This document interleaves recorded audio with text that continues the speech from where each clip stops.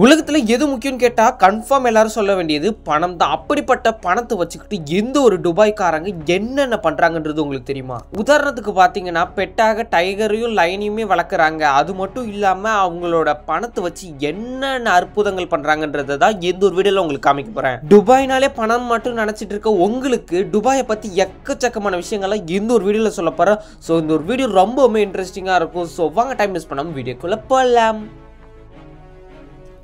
அப்படி இந்த ஒரு வீடியோவில் நம்ம முதல்ல பார்க்க போகிறது தான் the red light districts in Dubai. அதாவது பார்த்தீங்கன்னா துபாய் எதுக்கு பேர் போனது அப்படின்னு பார்த்தீங்கன்னா கோல்டு, ஜுவல்ஸு, வைரம், வைடூரியம் அது மட்டும் இல்லாமல் மிகப்பெரிய கட்டடங்களுக்கு தான் பேர் போனதுன்னு நினைப்பீங்க. ஆனால் இதையும் தாண்டி சில விஷயங்கள் அங்கே இருக்குது.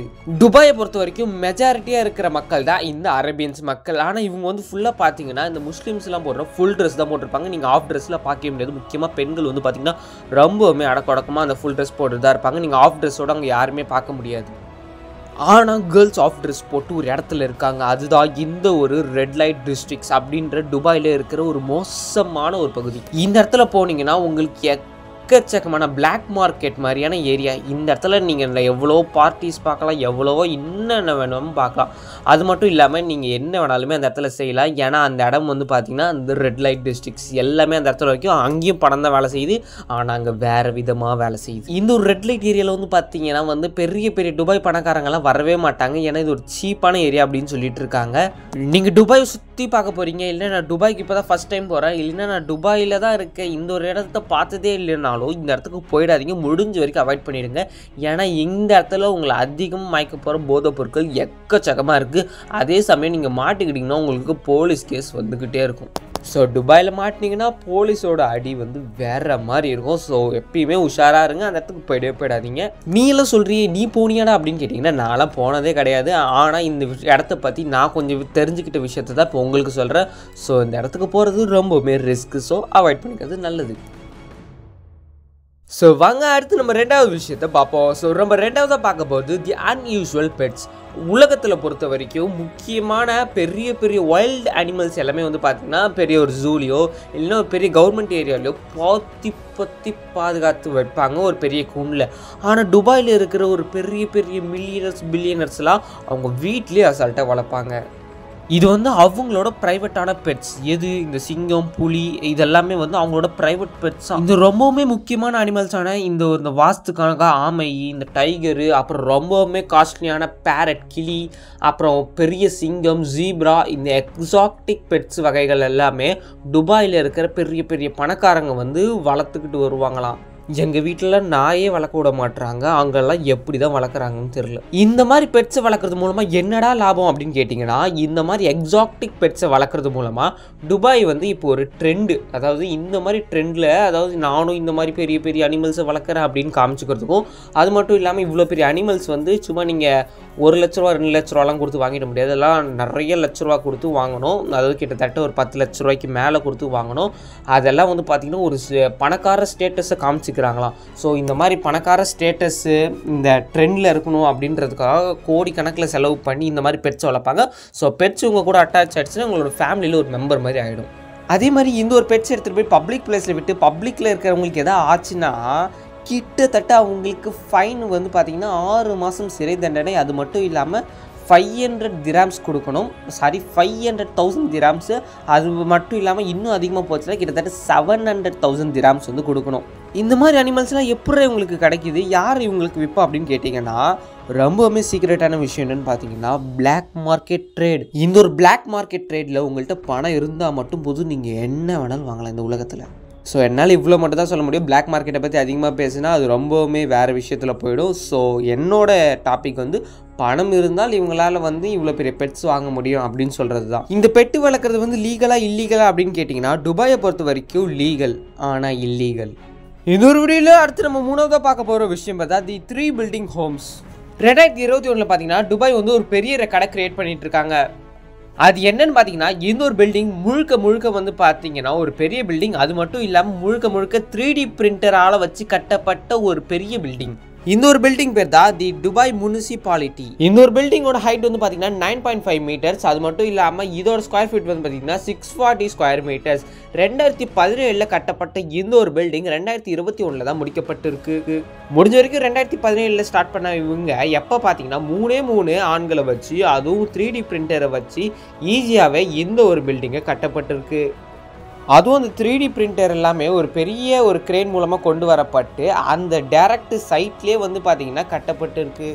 ஸோ இதுக்கான ஃபவுண்டேஷன் அப்புறம் இந்த பெயிண்டிங்கு உள்ளே கொஞ்சம் இன்டீரியர் பண்ண மட்டும்தான் லேட் ஆச்சே தவிர இன்னொரு பில்டிங் வந்து பார்த்தீங்கன்னா கொஞ்சம் நாள்லேயே கட்டி முடிச்சுட்டாங்க.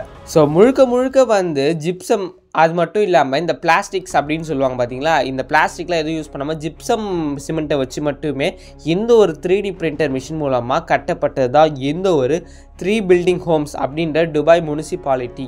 ஏன்னா இப்போ நம்மள்ட்ட இருக்கிற இங்க்ஜெட் பிரிண்டர் அப்படின்னு சொல்லி ஒன்று இருக்கும். இதை வச்சு நம்மளால் ஏதாவது பிளாஸ்டிக் பொம்மையை வந்து கிரியேட் பண்ண முடியும். ஆனால் துபாய்க்காரங்க இன்னுமே அட்வான்ஸாக போயிட்டு ஒரு பெரிய பில்டிங்கே கட்டியிருக்காங்கன்னா பார்த்துக்கோங்க. ஸோ அவங்க எவ்வளோ அட்வான்ஸ்டாக இருக்காங்கன்னு பார்த்துருங்க. அடுத்ததான் நம்ம இந்த ஒரு வீடியோவில் 4ஆவதாக பார்க்க போகிறது the most important pets of falcons. ஃபால்கான்ஸ்னால் என்ன அப்படின்னு கேட்டிங்கன்னா, ஃபால்கான்ஸ்னால் ஒன்றுமே இல்லை, பருந்துகள் சொல்லுவாங்கல்ல, அதுதான் இந்த ஒரு ஃபால்கான்ஸ். துபாயில் இருக்கிற அரபு மக்கள் வந்து இந்த ஒரு ஃபால்கான்ஸை ஒரு மிகப்பெரிய பெட்டாக வந்து பார்க்குறாங்க. அது அவங்களோட ஒரு பெரிய அடையாளம். துபாய்க்கும் ஃபால்கான்ஸ்க்கும் அது மட்டும் இல்லாமல் இவங்க 2 பேருக்கும் இருக்கிற நடுவில் இந்த அரேபியன் மக்களுக்கும் இருக்கிற தொடர்பு வந்து கிட்டத்தட்ட 1000 வருஷத்துக்கு முன்னாடியிலேருந்து ஸ்டார்ட் ஆகுது. ஃபால்கான்ஸை வந்து பார்த்தீங்கன்னா ஒரு லக்ஸுரியான ஒரு பெரிய ஒரு பொருளாகவும் அது மட்டும் இல்லாமல் இவங்களோட கிளாசிக்காகவும் இதை பார்க்குறாங்க முடிஞ்ச வரைக்கும். அதாவது இவங்களோட ஒரு அடையாளம். நம்மள்ட்ட எப்படி ஒரு BMW கார் இருக்கோ அதே மாதிரி இந்த ஃபால்கான்ஸை வச்சு அவங்களோட ஒரு அடையாளத்தை க்ரியேட் பண்ணுறாங்க. அப்போது அவங்கள்ட்ட இருக்கிற கார்லாம் அப்படின்னு கேட்டிங்கன்னா கார்லாம் இன்னுமே பிரம்மாண்டமாக இருக்கும். ஸோ அவங்களோட இந்த பறவைகள்லாம் பார்த்திங்கன்னா பயங்கரமாக இருக்கும். ஒரு காலத்தில் துபாய் வந்து பார்த்திங்கன்னா ஒரு மீன் பிடிக்கிற ஒரு இடமா தான் இருந்தது. அப்போது அரபு வந்து பார்த்து இந்த ஃபால்கான்ஸை வந்து பார்த்திங்கன்னா சில வேட்டையாடுறதுக்காகவே யூஸ் பண்ணிக்கிட்டு இருந்தாங்க. அதுக்கப்புறம் நிறைய ட்ரைனிங் கொடுத்து சில பல விஷயங்களை வந்து செய்கிறாங்க. ஸோ அப்போலேருந்து தான் ஸ்டார்ட் ஆச்சு இந்த ஒரு ஃபால்கான்ஸ்க்கும் அரபுக்கும் இருக்கிற ஒரு தொடர்பு. அது மட்டும் இல்லாமல் இன்னொரு ஃபால்கான்ஸ்லாம் நீங்கள் போயிட்டு இப்போ துபாயில் வாங்குறீங்கன்னு வச்சுக்கோங்களேன், 1 மில்லியன் திராம்ஸ் அளவு வரைக்கும் இருக்குமா. நம்ம இந்தியாவில் என்னென்னா ஏதாவது காட்டுக்குள்ளே பறந்துக்கிட்டு இருக்கும். ஆனால் நீங்கள் துபாயில் போய்ட்டு இந்த ஃபால்கான்ஸு எல்லாம் பார்த்தீங்கன்னா கிட்டத்தட்ட $1 மில்லியன் அளவு, அதாவது 1 மில்லியன் திராம்ஸ் அளவுக்கு வந்து விற்கப்பட்டுக்கிட்டு இருக்கான். இதுக்கு பின்னாடி என்னென்னமோ சொல்கிறாங்க. எப்படின்னா இந்த மாரி படத்தில் அந்த புறாக்களை வச்சு வந்து போட்டியெல்லாம் விடுவாங்களே, அதே மாதிரி இந்த ஃபால்கான்ஸை வச்சு சில போட்டிகள்லாம் இருக்கிற மாதிரி சில இதெல்லாம் சொல்கிறாங்க. அது துபாய் மக்களுக்கு அதிகமாக தெரிஞ்சிருக்கும். எனக்கு அவ்வளோவா தெரியல. எனக்கு தெரிஞ்ச இன்ஃபர்மேஷன் இவ்வளோ தான். ஸோ துபாயில் வந்து பார்த்திங்கன்னா சிங்கம் புலி பெட்டு தான். ஆனால் அதோட கொஞ்சம் ரொம்பவுமே இம்பார்ட்டண்டானது தான் இந்த ஒரு பருந்துகள். ஆனால் அதுவே இந்த பருந்துகள் ஏதாவது போட்டியில் தோத்துட்டா அதே விருந்துகளாக மாறிடுமோ, சும்மா சொன்னால் எனக்கு தெரியல. அடுத்ததான் இந்த ஒரு வீடியோவில் நம்ம 5ஆவதா பார்க்க போகிறது தி கோல்ட் டிஸ்பென்ஸ் வெண்டிங் மிஷின். 2010 பார்த்தீங்கன்னா துபாயில் ஒரு கோல்டை வந்து செல் பண்ணுறதுக்காக ஒரு மிஷினை கிரியேட் பண்ணுறாங்க. அதுதான் இந்த ஒரு கோல்ட் டிஸ்பென்ஸ் மிஷின். இந்த ஒரு மிஷின் முதல்ல துபாயில் தான் வந்து பார்த்திங்கன்னா இருந்தது 2010 அப்போவே. ஆனால் இந்த ஒரு மிஷினை கண்டுபிடிச்சது வந்து பார்த்திங்கன்னா ஒரு ஜெர்மன். இந்த ஒரு வெண்டிங் மிஷினில் இருக்கிற ஒவ்வொரு கோல்டுமே வந்து பார்த்திங்கன்னா 24 கேரட் அளவு, ரொம்பவுமே பியூரான கோல்டு, கிட்டத்தட்ட 99% பியூர். 2017 அப்போ இந்த ஒரு மிஷின் வந்து பார்த்திங்கன்னா முதல்ல ஓப்பன் ஆன மிஷின் வந்து க்ளோஸ் ஆகிடுச்சு. ஆனால் அதுக்கப்புறம் கொஞ்சம் மாதங்கள் கழிச்சு துபாயில் நிறைய இடத்துல வந்து இதே மாதிரி கோல்டு டிஸ்பென்ஸ் மிஷின் வந்து ஓப்பன் ஆகப்பட்டது. அதாவது நம்ம காசை உள்ளே போட்டால் போதும், நம்மளுக்கு தேவையான கோல்டை வந்து நம்ம செலக்ட் பண்ணிவிட்டு அதுக்கேற்றதை வாங்கிக்கலாம். அதுவும் அந்த கோல்டெல்லாம் வந்து பார்த்திங்கன்னா பியூர் கோல்டாக இருக்குமா. நம்மளுக்கு புதுசான கோல்டு பார்ஸு, அந்த கோல்டு விதவிதமாக டிசைன் செஞ்சு வச்சுருப்பாங்க. அது மட்டும் இல்லாமல் சில்வர் கூட இப்போ நிறைய ஆப்ஷன் வந்திருக்கான். ஸோ இந்த மாதிரி எல்லாம் போட்டு வெண்டிங் மிஷினில் எடுத்துருக்கலாம். நம்ம இந்தியாவில் இப்போ தான் வந்து பார்த்திங்கன்னா இந்த கொக்கோ கோலா எடுக்கிறதுக்கு ஜூஸ் பாட்டில், சிப்ஸுக்கே அப்புறம் அந்த சாக்லேட்ஸ்க்கு வந்திருக்கு. இந்த மாதிரி கோல்டு மிஷின்லாம் வரணும்னா எவ்வளோ நாள் தான் ஆகும்.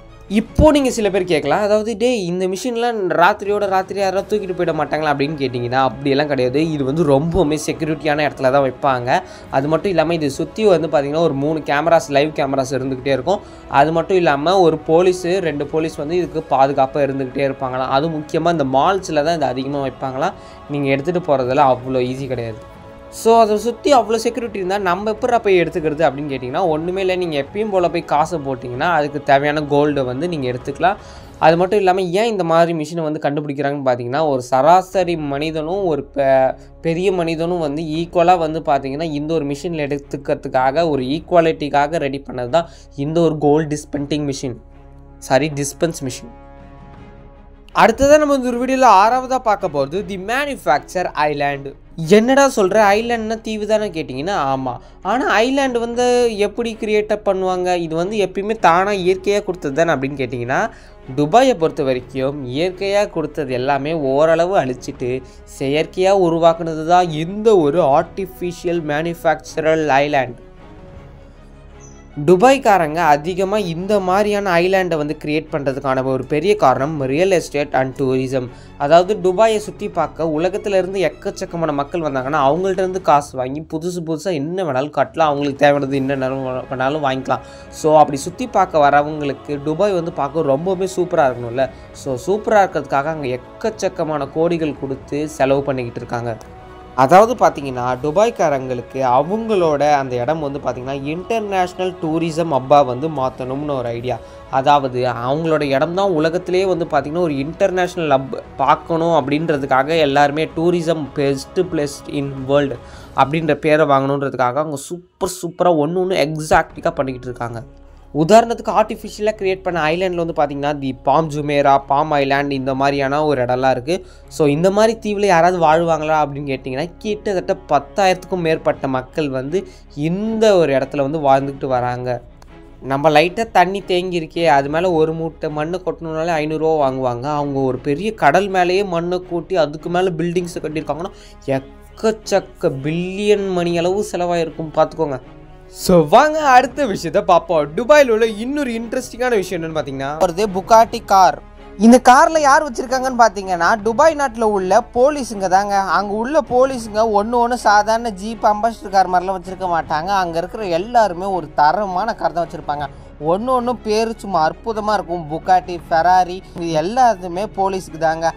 அது மட்டும் இல்லாமல் இவங்களோட எல்லா காருமே ஸ்போர்ட்ஸ் கார் மாதிரி இருக்கும். அதுலேயும் இவங்க இப்போ வச்சுருக்க ஜெனஸ் GV80 அப்படின்ற ஒரு கார் வந்து கிட்டத்தட்ட 3 litre turbo charged VA8 engine கொண்ட காராம்.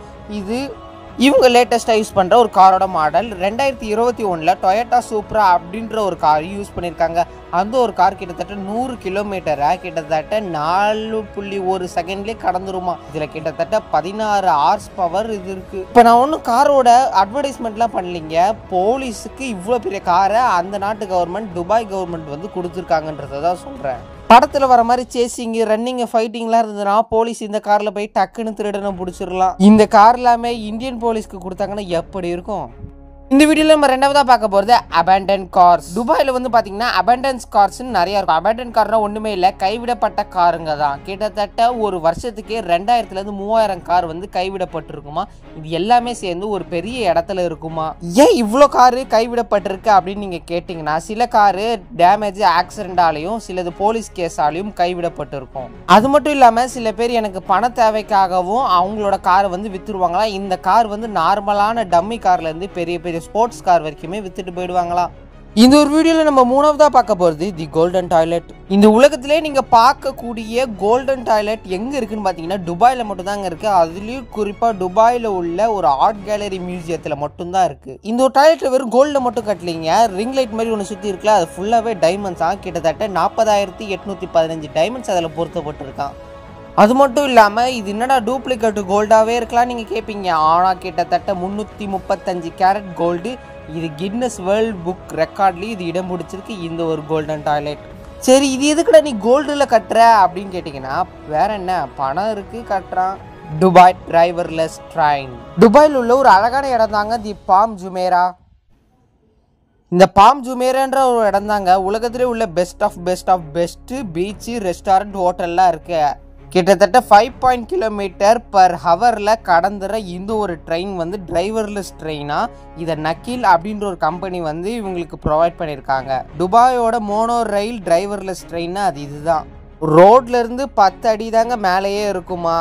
நீங்கள் அந்த பாம் ஜுமேராவை சுற்றி பார்க்கணுன்னா இந்த ஒரு ட்ரெயினில் ஏறி போனால் போதும், அந்த இடத்தையே நீங்கள் அழகாக சுற்றி பார்த்துடலாம் கிட்டத்தட்ட 10 நிமிஷத்தில். இந்த பாம் ஜுமேராவோட எல்லா இடமும் ரொம்ப சூப்பராக இருக்கும். அதுலேயும் தி பாம் கேட்வேன்ற இடம் பார்க்க பயங்கரமாக இருக்கும். இந்த பாம் கேட்வே ட்ராவலருக்குள்ளே நீங்கள் வந்தீங்கன்னா போதும், கிட்டத்தட்ட 1600 பார்க்கிங் ஸ்பாட் இருக்குது. அதுலேயும் முக்கியமாக நீங்கள் சாப்பிட்றதுக்கான ரொம்பவும் டேஸ்டான ஃபுட்ஸ் எல்லாம் கிடைக்கிற ஒரு இடம் இருக்குது. அது மட்டும் இல்லாமல் உலகத்திலே பெருசாக உள்ள லார்ஜஸ்ட் ஃபவுண்டெயின்ஸ் அப்படின்ற நீரில் அந்த அழகாக அப்படியே ஃபவுண்டெயின் மாதிரி இருக்கும் இல்லைங்க, அந்த ஒரு இடம் துபாயில் தாங்க இருக்குது. அதுலேயும் துபாயில் முக்கியமாக இந்த ஒரு இடத்துல தான் இருக்குது.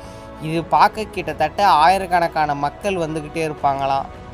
ஹியூமைடு பிகாஷ் உங்கள்கிட்ட பணம் இருக்கா, அந்த பணத்தை எப்படியெல்லாம் செலவு பண்ணலான்றதை இந்த ஒரு பையனை பார்த்து கற்றுக்கலாம். ஏன்னா இந்த ஒரு பையனுக்கு அதிகமாக கார்ஸ் மேலேயும் பெட்ஸ் மேலேயும் தான் அதிக ஆசை இருக்குமா. அதனாலே துபாயில் உள்ள ஃபேமஸான ஒரு கார்ஸு, அப்புறம் அது மட்டும் இல்லாமல் பயங்கரமான விலங்குகளான சிங்கம், புலி, இது எல்லாத்தையுமே அவனோட பெட்டாக வளர்ப்பானா. துபாயிலே உள்ள ஒரு பெரிய ப்ரைவேட் ஜூ இவனுக்குன்னு தனியாக இருக்கான். அது மட்டும் இல்லாமல் இவனுக்குன்னு தனியாக ஒரு ப்ரைவேட் ஷிப்பு, தனியாக ஒரு ஜூ, இது எல்லாமே இவனுக்கு சொந்தமானதான். இந்த ஒரு பையனை பார்க்குறப்ப நிறைய பேருக்கு பொறாமையாக இருக்கும். ஏன்னா இவன் வேஸ்ட்டாக வெறும் சிங்கம் மூலிகிட்ட அந்த காசு எல்லாத்தையுமே வீணாக்குறான். அதுக்கு பதிலாக இவன் ஏதாவது இடத்த வாங்கி போட்டா வச்சு அவன் வருங்காலத்துக்கு யூஸ் ஆகும். இந்த காசுலாம் எங்கிட்ட இருந்ததுன்னா நான் எவ்வளவோ இடங்கள் நகைகள் தாங்க வாங்குவேன். இவன் பாருங்க சிங்கம் புலியை வளர்த்துக்கிட்டு டைமை காசை வேஸ்ட் பண்ணுறான். இவன்கிட்ட இல்லாத பொருளே இல்லைன்னு தான் சொல்லி ஆகணும். ஏன்னா இவங்கள்ட்ட இருக்கிற எல்லா பொருள், காரு, காஸ்ட்லியான வாட்சி, டைமண்ட்ஸுன்னு எக்கச்சக்கமாக இருக்கான். அது மட்டும் இல்லாமல் இவன் ஒரு சிங்கத்தை ரீசெண்டாக வாங்கியிருக்கான். கிட்டத்தட்ட $50,000 கொடுத்து வாங்கியிருக்கான். இது நம்ம இந்திய பணத்துக்கு சொல்லி ஆகணும்னா கிட்டத்தட்ட 4,16,08,000 வருது. சரி, அதை விடுங்க. அதோட பணத்தை அதிகமாக துபாய் நாடு எதுக்கு செலவழிக்குது தெரியுமா? துபாய் கவர்மெண்ட் அவங்களோட அதிகமான காசை அங்கே உள்ள பஸ் ஸ்டாண்டுங்களுக்கு தாங்க செலவு பண்ணுறாங்க. அப்படி என்னோட பெரிய பஸ் ஸ்டாண்டு அப்படின்னு நீங்கள் கேட்பீங்க. அதுக்கான ஆன்சர், அவங்க இருக்கிற பஸ் ஸ்டாண்ட் ஒன்றுமே ஏசி பொறுத்தப்பட்டு இருக்குமா. நம்ம இந்தியாவில் என்னதான் பஸ் ஸ்டாண்ட் கட்டினாலும் அங்கே என்னென்னமோ கிறுக்கி வச்சு எச்சு துப்பி அசிங்கப்படுத்திடுறாங்க. ஆனால் வெளிநாட்டில் ஒரு பஸ் ஸ்டாண்டும் சூப்பராக இருக்கும். அதனால தான் ஏசி எல்லாம் போட்டு வச்சுருக்காங்க. துபாயில் கிட்டத்தட்ட 636 பஸ் ஸ்டாண்ட் இது மாதிரி ஏசி பொருத்தி இருக்குமா. இப்போ வெளிநாட்டிலலாம் பார்த்தீங்கன்னா எச்சு துப்புனா கூட போலீஸ் வந்து பிடிச்சிருவாங்களாம், அரெஸ்ட் பண்ணி ஃபைன்லாம் போட்டுருவாங்களாம். ஆனால் இந்தியாவில் அது மாதிரிலாம் பண்ண மாட்டாங்க. அதனால தான் வெளிநாட்டில் எல்லா இடமும் கொஞ்சம் க்ளீனாகவே இருக்குன்னுவேன். அதுலேயும் இது மாதிரி ஏசி பொருத்திய பஸ் ஸ்டாண்ட்ஸ் எல்லாமே 2007 கட்டி முடிச்சாங்களாம். வேர்ல்டு லார்ஜஸ்ட் கோல்டு மார்க்கெட், இந்த உலகத்திலே உள்ள பெரிய கோல்டு மார்க்கெட் எங்கே இருக்குன்னு கேட்டிங்கன்னா அது துபாயில் தாங்க இருக்குது.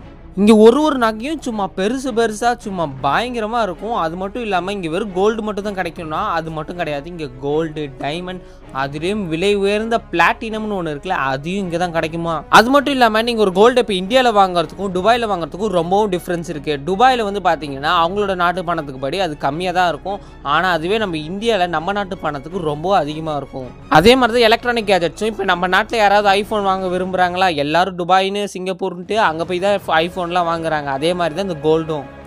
டெட்லியஸ்ட் டென்னிஸ் கோர்ட், இந்த உலகத்திலே உள்ள வேர்ல்டு டெட்லியஸ்ட் டென்னிஸ் கோர்ட் எங்கே இருக்குன்னு கேட்டிங்கன்னா துபாயில் தாங்க இருக்குது. அதுலேயும் துபாயில் உள்ள இந்த புஜ் அரப் ஹோட்டலில் தான் இருக்குது. கிட்டத்தட்ட 321 மீட்டர் வந்து நீட்டாக இருக்குமா. அது மட்டும் இல்லாமல் பெஸ்ட் டூரிஸ்ட் ஸ்பாட்டு இந்த வேர்ல்டுன்ற ஒரு இடத்தையும் பேரையும் இந்த புஜ் அரப் ஹோட்டல் பிடிச்சிருக்கு. டாம் ரைட் 1999 தான் இந்த ஒரு புஜ் அரப் ஹோட்டல் கட்டப்பட்டு இருக்கு. அதுலேயும் அங்கே இருக்கிற கண்ணாடி கிளாஸ் எல்லாம் PTFE அப்படின்ற ஒரு ஃபைபர் கிளாஸ் எல்லாம் கட்டப்பட்டு இருக்குது. அதுலேயும் மேலே டாப் ஆஃப் தி ஹோட்டலில் வந்து பார்த்தீங்கன்னா ஒரு பெரிய டென்னிஸ் கோர்ட் இருக்குது. இதுதான் இந்த ஹோட்டலே ரொம்ப பயங்கரமான விஷயம். இன்னதான் இவங்க ஹோட்டலில் 1999 கட்டினாலும் 2005 தான் இங்கே இருக்கிற பெரிய டென்னிஸ் கோர்ட்டை கட்டியிருக்காங்க. ஏன்டா இதை டெட்லிஸ்ட் டென்னிஸ் கோர்ட் அப்படின்னு சொல்கிறேன்னு பார்த்தீங்கன்னா இந்த ஒரு கோர்ட்டை தாண்டி உங்களுக்கு போனோன்னா செவர்லாம் இருக்காது. அங்கேருந்து நீங்கள் கீழே பார்த்தீங்கன்னா உங்கள் உயிர் போகிற அளவுக்கு அவ்வளோ பெரிய த்ரில் உங்களுக்கு தரும்.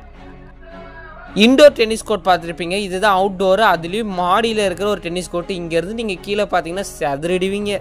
துபாய் பிரின்ஸ், இந்த துபாய் பிரின்ஸ் கிட்டத்தட்ட 15 மில்லியனுக்கு மேலே ஃபாலோவர்ஸ் இருக்காங்களா இன்ஸ்டாகிராமில். அது மட்டும் இல்லாமல் இவர்கிட்ட இருக்கிற ஒவ்வொரு காருமே ரொம்ப விலை உயர்ந்த காரு. அது மட்டும் இல்லாமல் இவர்கிட்ட ஸ்போர்ட்ஸ் கார்லாம் இருக்குது. துபாய் பிரின்ஸ்ன்னு சொன்னாலே சும்மா பேர் அதிர்ற மாதிரி ஒவ்வொரு விஷயத்தையும் தரமாக பண்ணுவார். 2008 தான் இவருக்கு வந்து அந்த பிரின்ஸுன்ற ஒரு பெரிய ஒரு பட்டம் கிடச்சிருக்கு. அதுலேயும் இந்த பெஸ்ட் பிரின்ஸ் UAI அப்படின்ற ஒரு பட்டத்தையும் இவங்க கொடுத்துருக்காங்க.